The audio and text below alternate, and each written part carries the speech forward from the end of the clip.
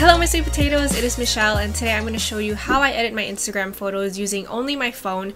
I used to edit all the time on Lightroom, but I recently switched over to only editing on my phone because it's faster, it's easier, and the photos come out just the same as if I were to edit them on Lightroom. Plus all of the apps that I'm going to show you are free. So I'm going to walk you through 5 photos and show you my thought process and share exactly how I edit them. And I don't really have a theme with my Instagram.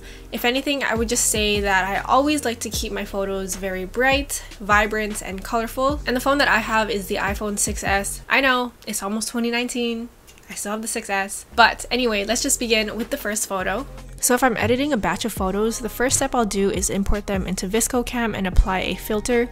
I only uploaded 3 out of the 5 right now because I'm going to be doing something different to the other 2 first. But I love the filters on this app, and the one that I always use is K3. The only thing is that I did get this filter as part of a limited edition pack, but it is still available on the shop, and it was on sale for really cheap like 4 years ago, which is why I bought it. But if you don't want to buy it, there's another filter that I like, which is C1, which is pretty similar to K3. And then I'll just do some adjustments to the lighting if I feel like it's really harsh. And then after VSCO Cam, I'll open it up in Polarr, which is a really powerful app that's very similar to Lightroom. You can make your own custom filters and you can get super specific with your edits, and you can adjust the lighting, the color balance, the HSL, which stands for hue, saturation, and luminance, which allows you to change specific colors. There are also facial correction tools, a liquify tool, you can even add text. So it's a really good all-in-one app, and no, I am not sponsored. So I did create my own filter, and this is the one that I always use.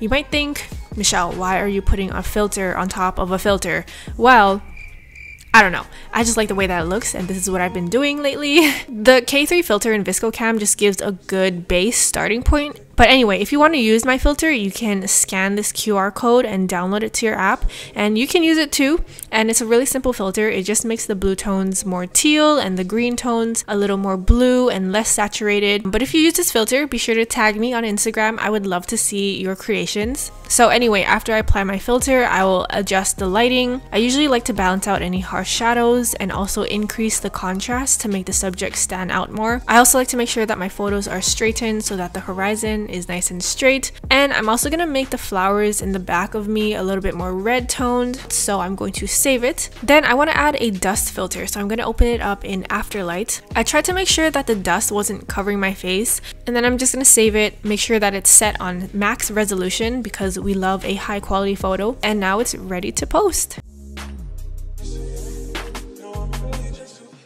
Okay, so the next photo is a bit more fashion focused, and I'm just going to show you that my filter still works, but just keep in mind that you might have to still make some adjustments to like the lighting and the color. It just all depends on the photo. I also like to crop my photos down to a 4:5 ratio because that's the maximum size that Instagram allows if the photo is taken vertically. So it just helps me to better visualize what the final photo is going to look like. So again, I'm going to increase the contrast, and I also added a vignette to draw your eye to the center a bit more, and I'm going to add some grain to make it look like it was kind of taken on film.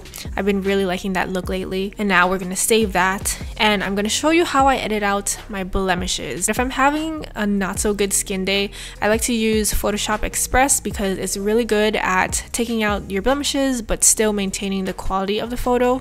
So now I'm going to just save that, and the next step that I want to do is whiten the background a little bit. So we're going to use the whiten tool in Facetune. It just brightens the background and gets rid of some of that yellow tone. Save that, and the last step that we're gonna do, I know there's a lot of steps, like bear with me here, is add a date stamp. I know I'm so extra, but this is literally how many steps I take sometimes to edit. So Kuni Cam is a cool app for this, and it emulates the date stamp in Huji, but it's much more customizable. As you can see, you can change the size, the color, you can even change it to a specific date that you want. And that is literally it for this photo. Just save it and you're ready to upload. So onto the third photo, I'm going to open it up into Polarr and apply my filter. And since the whites are a little bit blown out, I'm going to decrease the highlights to even out the lighting. And I usually don't like to post wide photos, like photos taken horizontally, so I'm going to crop it down to a square since a tall rectangle would be too narrow. I also like to make my photos a little bit more warm toned, so I'll usually keep the temperature more toward the right side. And I'm kind of looking like an Oompa Loompa right now, so I'm going to turn down the orange saturation. So that's good for that, so I'm just going to save it. And the final thing that I'm going to do is open it up in Facetune because we're going to use the black and white tool to draw less attention to the disgusting background. And that's it for photo number 3. So for the fourth photo, I'm going to show you how to edit things out of your photo with Photoshop Fix. I use the spot heal tool and just draw over the thing you want to erase, and it'll use its smart editing capabilities to remove the object, and it ends up looking like nothing was even there in the first place. So of course this works better on more uniform backgrounds, but if the spot heal tool isn't really working for you, you can use the clone stamp tool for more control. Now I can move on to editing it, and I'm really just messing around with the HSL to make me look tan but not orange and make the water look super clear. I like to make the water look extra clear by going into Facetune and using the detail tool to make the water really pop, but not too much, and that's it. So onto our final photo. If I'm taking a photo with a bright background, like a sunset or a sunrise, the subject usually tends to become very dark. So I'm going to brighten it up with the editing tool in the Photos app on my iPhone. Tap Edit in the top right corner, and I'll just bring the Lights tool all the way up, or however much you think suits the image. This evens out the lighting in the photo without losing too much detail of the background. So now I'm going to open it up in Polarr to just adjust the blue tones to make them slightly more teal. I tried to edit this photo in VSCO and Polarr like how I normally do, but it just looked like too much, so I decided to just keep it simple. And the original photo was already pretty good in my opinion, so I just had to lighten it up.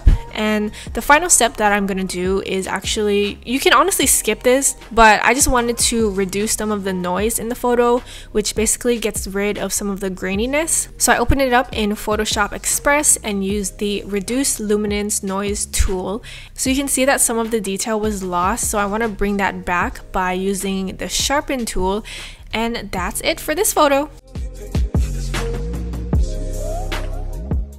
Okay, so there's one more thing that I really want to show you how to do. So everyone knows the app Huji. They have really cool light leak filters.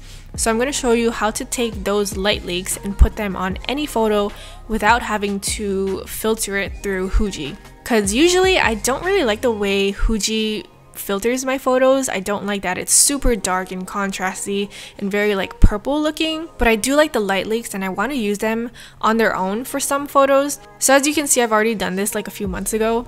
So what I did is just take an all black photo and import it the max number of times into Huji, which is 36. You want to make sure that the date is set to none and that random light effects is selected. Then hit begin developing, and as you can see in the background, Huji is applying the light effects to the photos. So now after that's done developing, you have some photos that have the light effects and some don't. So I'm just going to delete all the photos that don't have any effects on them, and then I'm going to select the photos with the light leaks that I do like and save them to my camera roll. And now let's say I want to apply this light leak. I'm going to open up Photoshop Mix and open the photo I want to apply it to. Add a new image layer and select the light leak that you want to use. Resize it to fit the image and then select Blend at the bottom. Select Screen, and voila! You can now customize the light leak however you want. So what Screen does is it gets rid of any of the black in the photo and leaves whatever other color behind. So you can flip it, you can rotate it, change the placement. It's really cool, and now you can use whatever light leaks from Huji you want on any photo. Alright you guys, thank you so much for watching this video. I hope it helped you out, and be sure to tag me on Instagram if you end up using my filter from Polarr or if you end up using any of my tips. I'd love to see your photos. And today's shout out goes out to Emmanuel S. Thank you so much for sticking around since the very beginning. Give this video a like. Oh my god, there's a dog walking outside my window. It was so cute. It was a golden retriever. Anyway, give this video a like if you thought it was helpful. Subscribe if you haven't already. Check me out on my Instagram at michellekanemitsu, and I will see you guys in my next video. Bye!